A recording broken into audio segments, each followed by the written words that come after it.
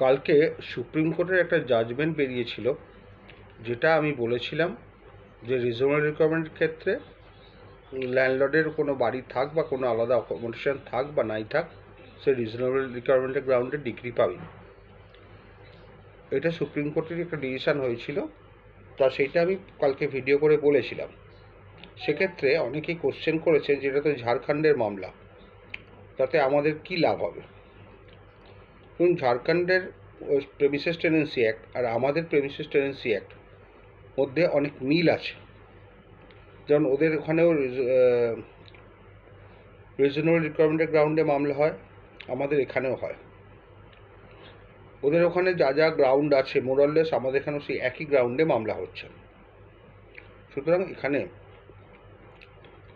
মামলাটা ঝাড়খণ্ডের হলেও ঝাড়খণ্ড কোর্ট থেকে যখন সুপ্রিম কোর্টে গেছে এবং সুপ্রিম কোর্ট যখন ঝাড়খণ্ড হাইকোর্টের জাজমেন্টটাকে নাল অ্যান্ড ভয়েড করে দিয়েছে, তখন সুপ্রিম কোর্টেরটাই টিকে থাকবে।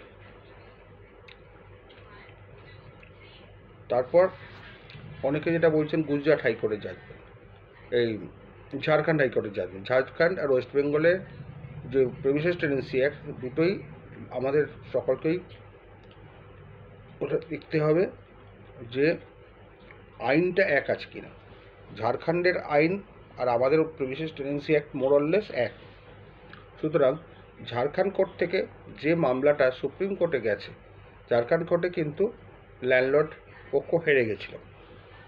সুপ্রিম কোর্ট যাওয়াতে এখানে দেখা গেল যে সুপ্রিম কোর্ট হাইকোর্টের সমস্ত জাজমেন্টটাকে উল্টে দিয়েছেন, দিয়ে বলেছেন যে ল্যান্ডলর্ডের কী আছে না আছে সেটা বড় কথা নয়, ল্যান্ডলর্ড তার নিজের বাড়িতেই এভিকশন চাইছেন, সুতরাং তাতে কোনো বার নেই এবং যখন মামলা করার হবে পরে করতে পারে, সেইটা একটা লিবার্টি দিয়ে রেখেছে।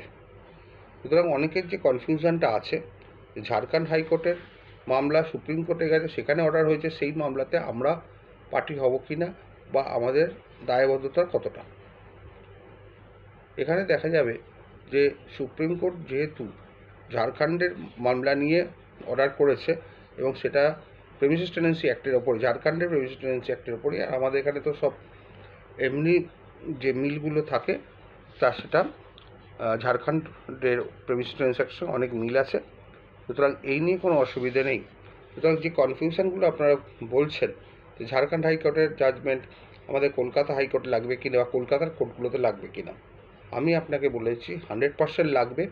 তবে যেহেতু এটা বাইরের কোর্ট থেকে আমরা আসছি, আমাদের থেকে একটু করে বেশি নেবে, কারণ এটাই দস্তুর হয়ে গেছে। আশা করি বোঝাতে পারলাম। ভালো থাকবেন।